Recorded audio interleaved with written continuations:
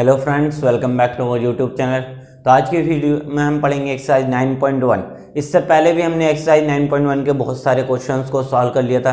अब हम आगे सॉल्व करेंगे क्वेश्चन नंबर 11 से। लास्ट की वीडियो में हमारा जो क्वेश्चन नंबर 12 था वो बाय मिस्टेक्स मैंने एंगल जो है कोई और सा ले लिया था, इसीलिए वो एनसीईआरटी का नहीं कंसीडर किया जाएगा, इसलिए मैंने उसको एक्स्ट्रा क्वेश्चन में ऐड कर दिया। तो चलो आज की वीडियो में हम शुरू करते हैं क्वेश्चन नंबर 12 से। तो क्वेश्चन नंबर 12 हमारे पास है, हम एनसीईआरटी से देखेंगे।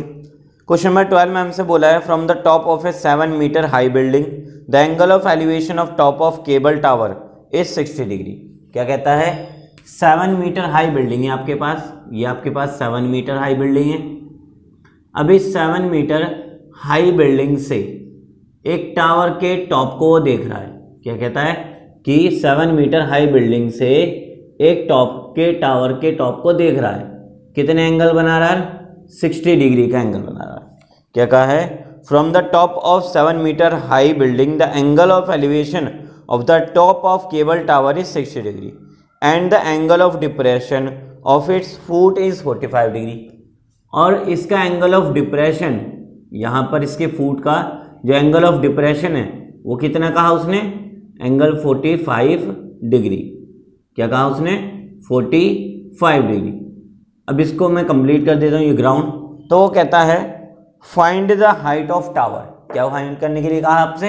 हाइट ऑफ टावर, ये पूरी हाइट हमें फाइंड करनी है। अब ये 7, तो ये अगर मान लो ये 7 है तो इधर का इतना हिस्सा भी कितना होगा? 7 मीटर होगा। अब अगर मैं सिर्फ इतना हिस्सा फाइंड कर दूं यानी कि x, तो मुझे हाइट मिल जाएगी टावर की। ये पूरी टोटल हाइट हमारे पास टावर की। तो हम क्या करेंगे? Question number 12। क्वेश्चन नंबर 12 में हम क्या करेंगे? इसको नाम दे देते हैं A, B, C, D और ये आपका E होगा। तो इन ट्राइंगल लेट करेंगे H be the height of tower. क्या है हमने मानी? H be the height of tower मान ली हमने। अब अगर H इसकी हाइट, टावर की हाइट है, तो इसका बेस भी होगा। तो Y हमने क्या माना? डिस्टेंस मान लिया बिल्डिंग और टावर के बीच का। क्या माना? डिस्टेंस। अब ये एंगल 45, तो ये एंगल भी कितना होगा? 45। क्यों? Alternate interior angle. उसके बाद लिखेंगे also let x be the distance between किसके बीच का है? Building and tower.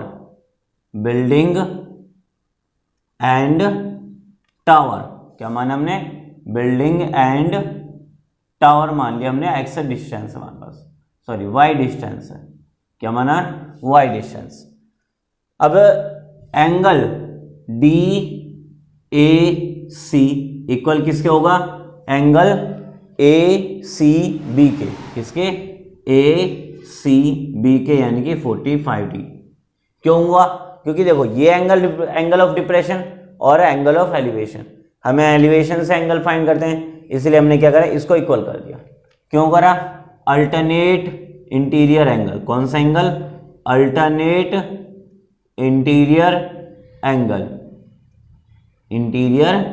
एंगल। इस एंगल की वजह से हमने क्या करा? इसको थोड़े से एंगल को इक्वल कर दिया। अब अगर मान लो आपको ये एंगल पता नहीं होता कि किस तरीके से फाइंड करें, तो आप एंगल ऑफ डिप्रेशन भी लगा सकते थे, DAC ट्रायंगल लेकर, तब भी हो जाएगा, ऐसा कुछ नहीं। बस इजी करने के लिए मैंने अपने आप को क्या करा? मैंने एंगल ऑफ एलिवेशन लिया। अब एंगल ट्रायंगल मारो इन ट्रायंगल ACB में, इन ट्रायंगल ACB। अगर ACB में देखें तो परपेंडिकुलर हमारे पास गिवन है, बेस हमें फाइंड करना है। तो रिलेशन क्या बनेगा? परपेंडिकुलर अपॉन में बेस का रिलेशन। एंगल कितना हो गया? 10, क्योंकि परपेंडिकुलर अपॉन बेस क्या होता है? 10। एंगल कितना है? 45। तो यहाँ आ जाएगा आपके पास एंगल 45 डिग्री। कितना एंगल हो जाएगा ये? 45 डिग्री। अब परपेंडिकुलर की वैल्यू है कितनी? 7। बेस की वैल्यू आपको y हमें निकालनी है, इक्वल में 10 45 1, यानी कि y की वैल्यू कितनी हो गई? 7 हो गई। कितनी हो गई y की वैल्यू? 7। यानी कि ये बेस आपका कितना दूरी पर है, बिल्डिंग और टावर की दूरी कितनी है, 7 मीटर की। समझ आया क्वेश्चन?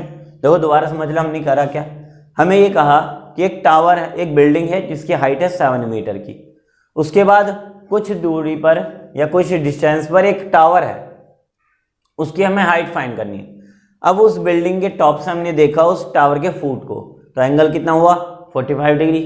फिर हमने उसके टॉप को देखा तो एंगल कितना हुआ, 60 डिग्री।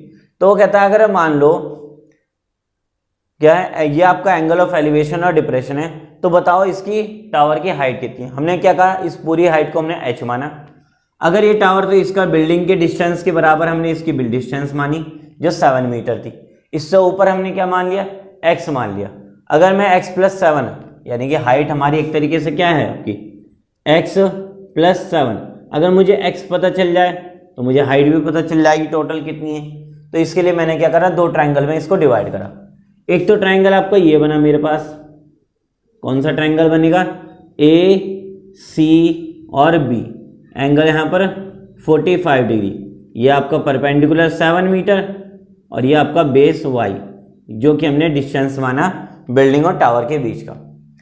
तो ACB मैंने लिया triangle, P perpendicular upon base का मेरे को रिलेशन मिला, एंगल 45 डिग्री हो गया।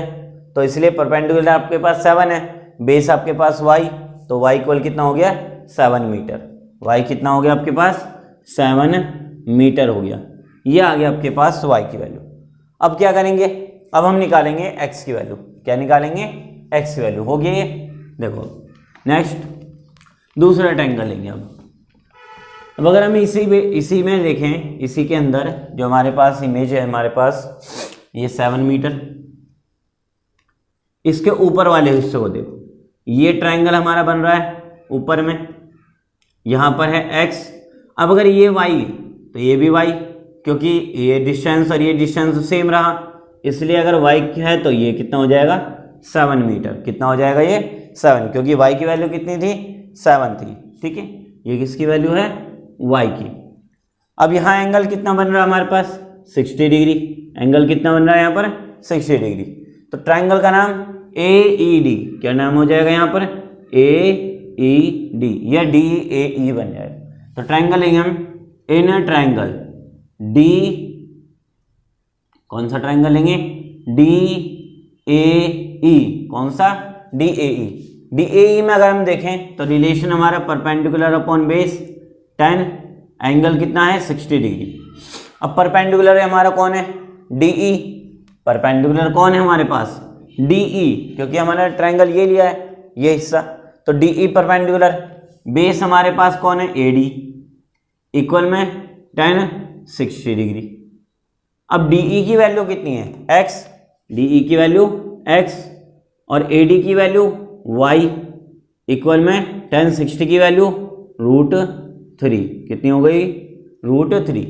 x आपको फाइंड करना है, y आपके पास 7 है, इक्वल में √3।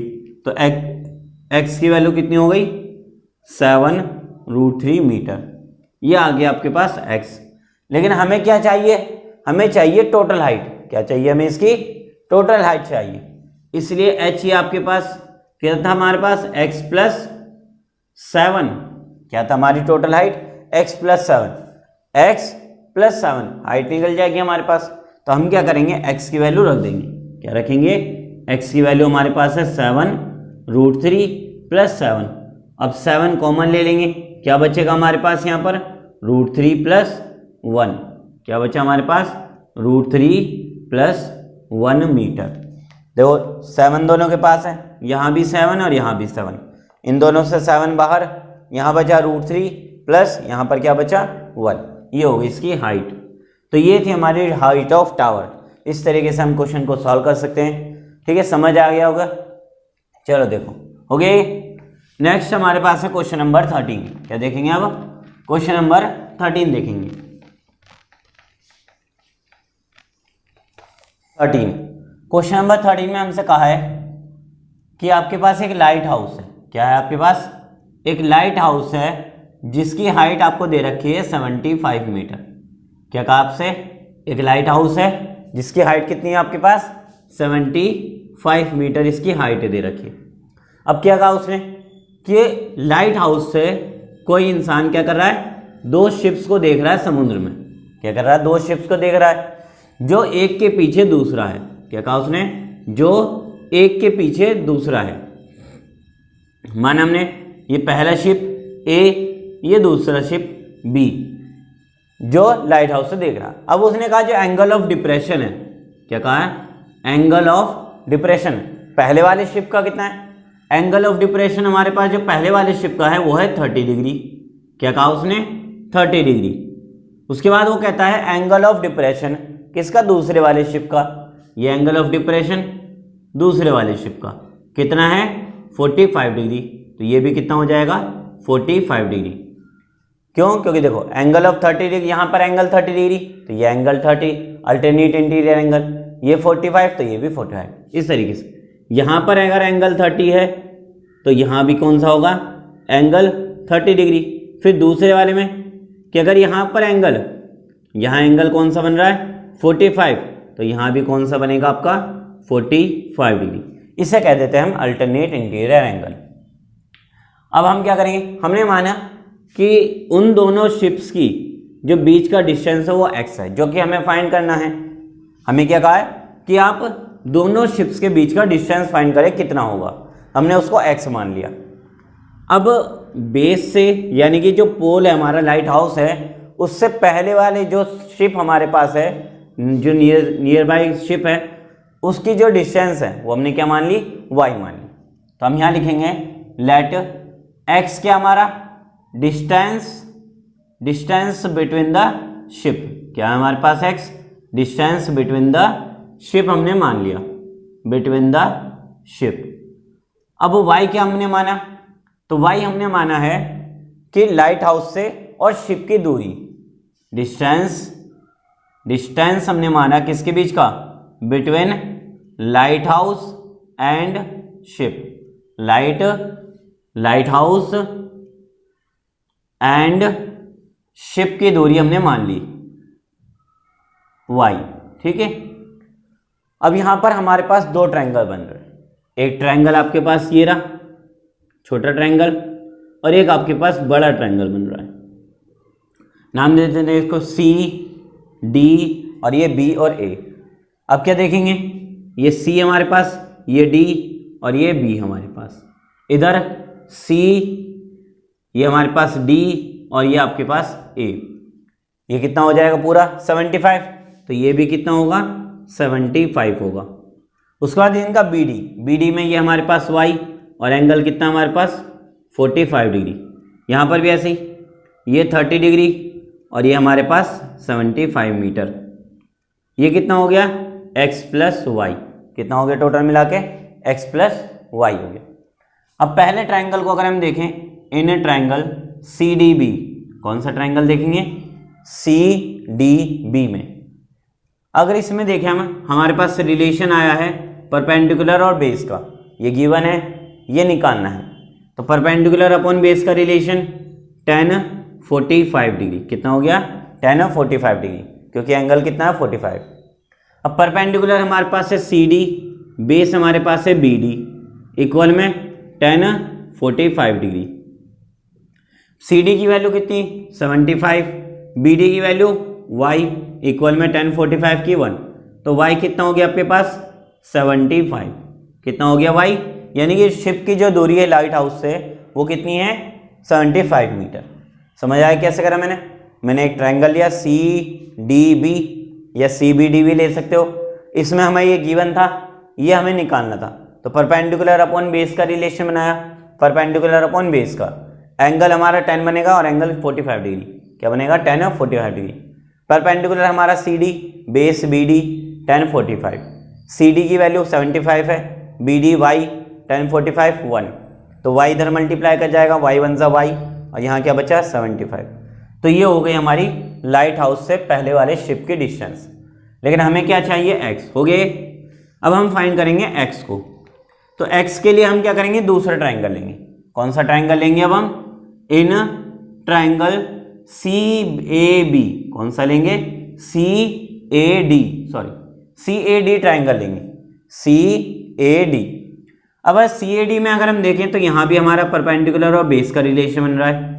tan 30 डिग्री है, लेकिन देखो ये परपेंडिकुलर और ये बेस, अगर मैं इसको यहाँ से हटा दूँ, ये ट्राइंगल देखो कौन सा ट्राइंगल, ये दूसरा वाला CAD, तो परपेंडिकुलर बेस, परपेंडिकुलर और ये बेस, तो परपेंडिकुलर अपॉन बेस tan होता है एंगल 30 डिग्री। परपेंडिकुलर हमारे पास CD, बेस हमारे पास AD, इक्वल में tan 30 की वैल्यू 1/√3। CD कितना आपके पास 75, AD कितना आपके पास x प्लस वाई, इक्वल में 1/√3। क्रॉस करो, 75 को √3 से मल्टीप्लाई कराया तो कितना हो गया 75√3, इक्वल में x प्लस वाई को 1 से कराया तो x प्लस वाई। अब y की वैल्यू हमें पता है, क्या हमें पता, y की वैल्यू कितनी आई थी 75, तो ये हो गया आपका 75√3 इक्वल में x प्लस 75। ये हो गया डायग्राम, इसको रब कर दूं मैं, चलो देखो। अब हम क्या करेंगे, हमारे पास क्या है 75√3 ये रहा, x प्लस वाई, x हमें निकालना है, y हमारे पास कितनी आई थी 75, ये प्लस इस साइड आकर क्या बन जाएगा माइनस, कितना हो जाएगा ये माइनस में, तो 75√3 माइनस 75 इक्वल में x, दोनों के पास 75 है तो 75 कॉमन, क्या बचा √3 माइनस 1 इक्वल में x। तो ये डिस्टेंस हमारी किसकी है, distance between the ship, so distance between the ship is कितनी होगी 75√3 माइनस 1। आप चाहो तो इसको सॉल्व कर सकते हो, कैसे सॉल्व करेंगे, ये हमारा आंसर था।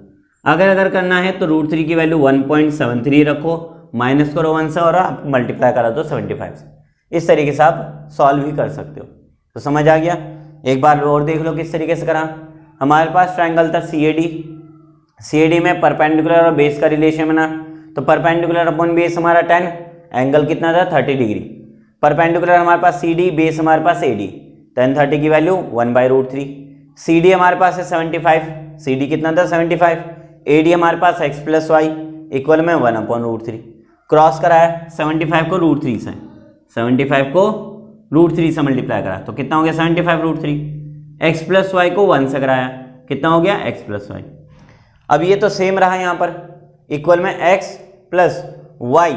अब यहाँ y की जो वैल्यू थी वो कितनी रख दी हमने 75 रख दी, तो y की जगह हमने क्या करा 75 रखा। अब ये 75 को मैं उठाकर अगले स्टेप में कहाँ लेकर आया, इस साइड, यानी कि माइनस हो गया, ये प्लस है तो इधर आके माइनस हो जाएगा, इक्वल में क्या बचा x।